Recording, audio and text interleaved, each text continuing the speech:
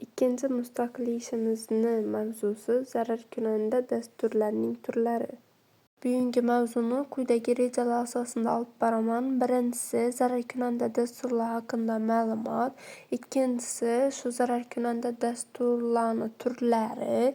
Uchinchisi esa zararkunanda dasturlardan himoyalanish.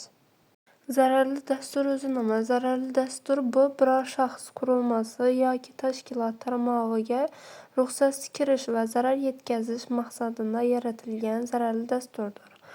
Bu turli xil vositalar, masalan, elektron xabar biriktirmalari, soxta havolalar va reklamalar orqali tarqatilishi mumkin.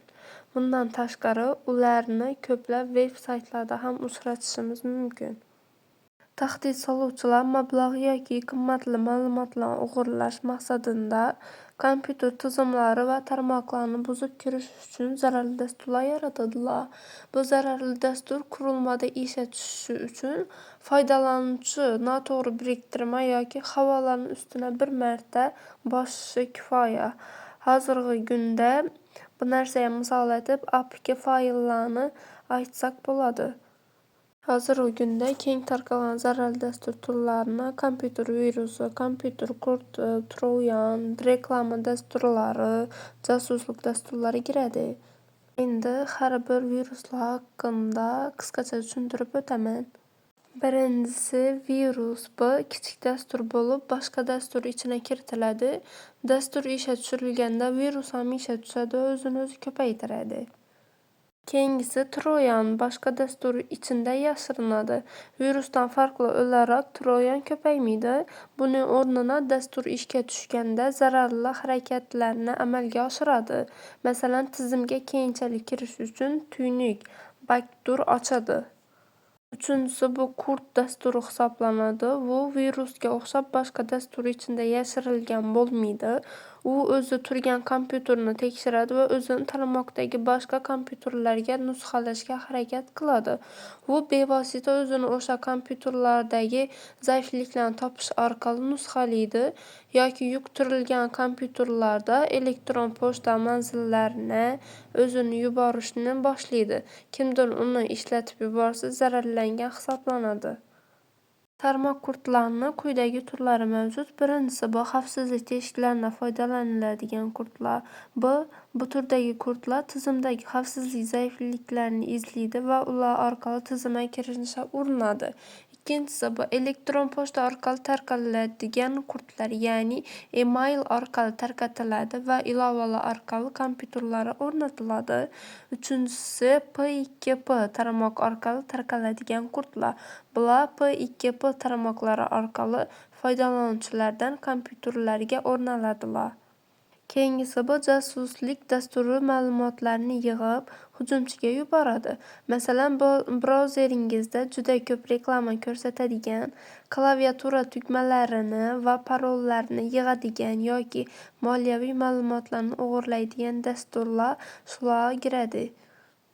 Oxirgisi bu soxta dastur o'zini boshqa bir narsa sifatida ko'rsatadigan soxta dastur hisoblanadi. Masalan, Minecraftning so'nggi versiyasi. Soxta dastur qisman ishlaydigan arzon nusxa bo'lishi yoki umuman ishlamasligi ham mumkin. U deyarli har qanday ishni bajarishi mumkin. Masalan, reklama ko'rsatishi, xavfli veb-saytlarga yo'naltirishi, viruslar yoki troyanlarni o'rnatishi va albatta kartangizdan pul yechib olishi kabi boshqa zararli harakatlarni amalga oshirishi ham mumkin. Zararli dastur manbalarini quyidagilar kiradi. Bu elektron xabar biriktirmalari, zararli veb-saytlar, qalqib chiquvchi soxta oynalarni bosish, bepul qaroqchilik dasturlari, yangilanmagan dasturiy ta'minot, ijtimoiy muhandislik. Bu zararli dasturlar quyidagi oqibatlarni olib keladi. Birinchisi shaxsiy va maxfiy ma'lumotlar yo'qotilishi, ikkinchisi moliyaviy yo'qotishlar, uchinchisi tashkilot ish faoliyatida uzilishlar, to'rtinchisi shaxs obro'-e'tiboriga zarar yetilishi. Bu zararli dasturlarni oldini olish va oqibatlarni kamaytirish uchun quyidagi amallarni bajarish kerak. Bular antivirus dasturdan foydalanish, tizim va dasturlarni yangilab turish, ma'lumotlarni zaxira nusxalarini yaratish, foydalanuvchi ogohligi. Zararli dasturlarni aniqlash uchun dasturiy vositalar. Birinchisi antivirus dasturlari. Bu viruslar va boshqa zararli dasturlarni aniqlash va olib tashlash uchun mo'ljallangan. Ikkinchisi firewall. Bu kompyuter tarmog'iga kirishni boshqarish va noma'lum trafikni blokirovka qilish uchun mo'ljallangan. Uchinchisi anti-spyware dasturlari. Bu foydalanuvchining shaxsiy ma'lumotlarini yig'ish uchun mo'ljallangan dasturlarni aniqlash va olib tashlash uchun mo'ljallangan. Keyingisi bu zararli dasturlarni aniqlash usullari. Bu birinchidan statik tahlil, ya'ni zararli dastur kodini o'rganish, uni ishga tushirishsiz amalga oshiradi. Ikkinchisi dinamik tahlil. Bu zararli dasturni ishga tushirish va uning xulq-atvorini kuzatish orqali amalga oshiriladi. Uchinchisi xulq-atvor tahlili. Bu zararli dasturning g'ayrioddiy xulq-atvorini aniqlash orqali amalga oshiriladi. Endi zararli dasturlarni oldini olishning ommaviy usullarini o'rganamiz. Bular ishonchli dasturlardan foydalanish, ya'ni ishonchli manbalardan yuklab olingan dasturlardan foydalanish kiradi. Keyingisi dasturlarni yangilash, ya'ni dasturlarni yangilash orqali xavfsizlik teshiklarini yopish. Uchinchisi elektron pochta xabarlarini ehtiyotkorlik bilan ochish. Bu shubhali elektron pochta xabarlarini ochmaslikni bildiradi. To'rtinchisi jamoat Wi-Fi tarmoqlaridan ehtiyot bo'lish, ya'ni jamoat Wi-Fi tarmoqlarida shaxsiy ma'lumotlarni kiritishdan ehtiyot bo'lish.